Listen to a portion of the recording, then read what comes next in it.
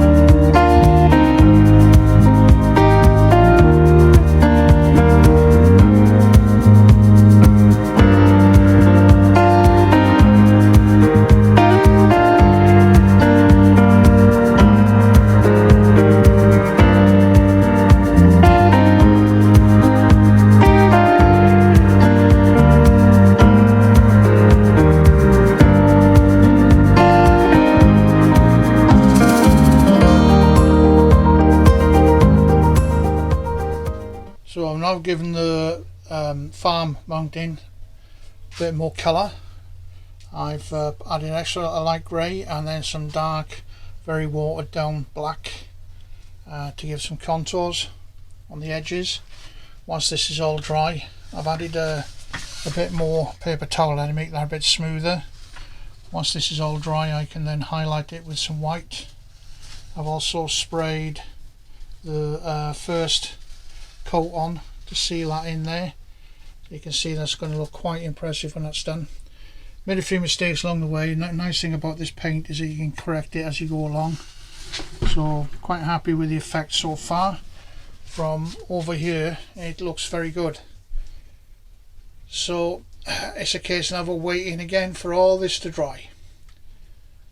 So ta-ra for now. So after making the bridge and the road up to the bridge, I covered it in paper towel, glue and water, the usual construction method.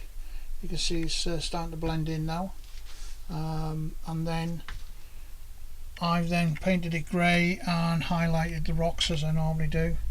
A technique I've picked up from Mark Lyng of Sweden and other people.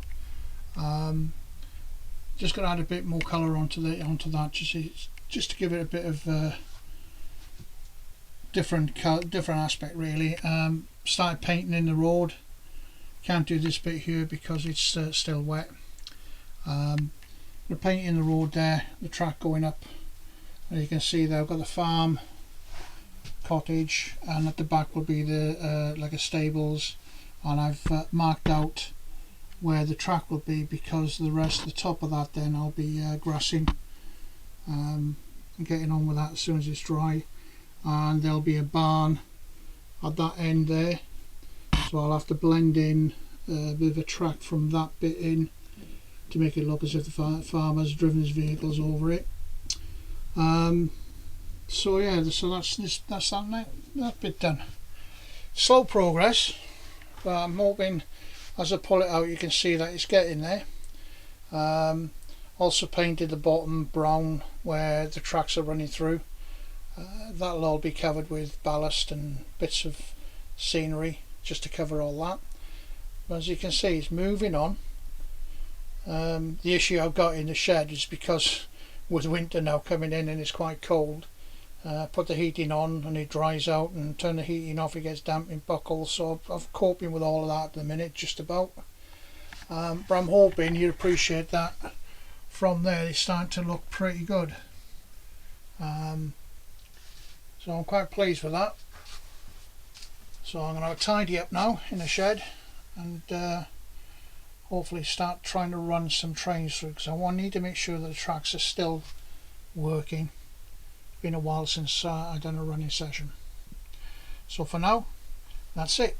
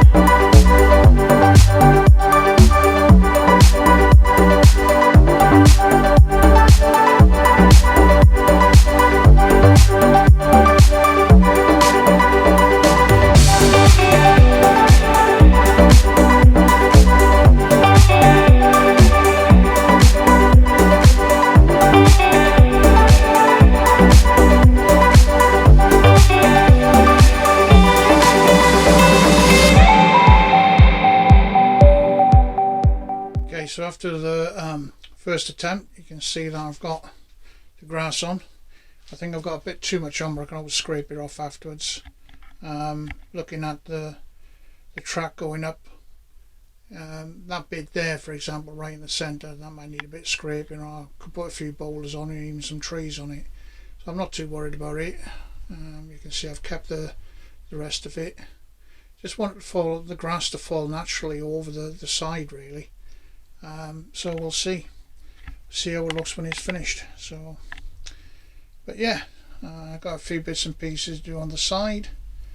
Got the road to do. The basic structures there, I'm going to have to wait till Christmas, really, because I put a big list of Christmas presents, which is basically fencing, farm animals and other bits and pieces, but the structure's there. So yeah, I've been other bits and pieces I've been doing in between. I've had the trains running around the track successfully. It's a few bits and pieces that I had to replace. You can see over in this corner here I've got a jar sitting on a bit of track there. It kept knocking the rails off, and I realised it wasn't lined properly, so I've had a bit of redo on that. Packed it a little bit. I thought I cut too much off. Hopefully that will set in, so I'm not going to move that till tomorrow. And I've had, apart from that bit there, the trains have run around very successfully. I'll try it again tomorrow when that's done, so I can get a full revolution. I have to keep taking them off. I've added a parapet to the bridge and painted the bridge as well, so I've just got to wait for that to dry, and then I can put the details in on the flags on the top of the wall there. So that should all match up nicely. What else have I been doing? I've been making a few walls up and things like that. But yeah, it's slow going. I've made a lot of mistakes, a lot of cock-ups, but I'm getting there slowly. It's a bit stinky in here with all the various sprays and stuff, so I'm going to ventilate it for a bit, which means it's going to get very cold. But apart from that, I'm getting there. Like I said, I'll try and do get the trains running tomorrow, and finish off with a bit of a running session. But thank you for watching. I hope you're gaining something from it. Like I said, I'm learning all the time. You make mistakes, you just crack on with them, see what happens. Anyway, Dale from Vow. I'll see you on another video.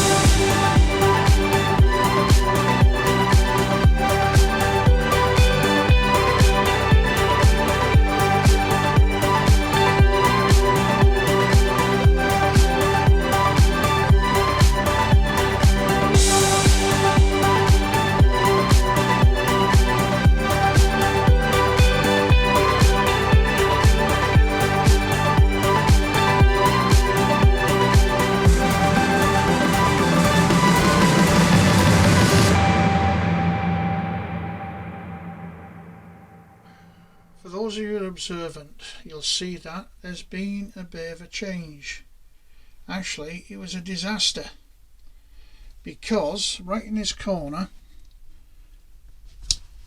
these points weren't lining up, and the basically the locals were coming off.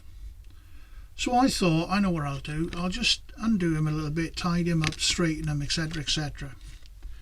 What happens as I'm trying to lift the inner track here, I slide it across, catch the outer track, rip all the rails off the sleepers, and end up having to redraw everything from this point right across the front of the viaduct, both lines, right to that point.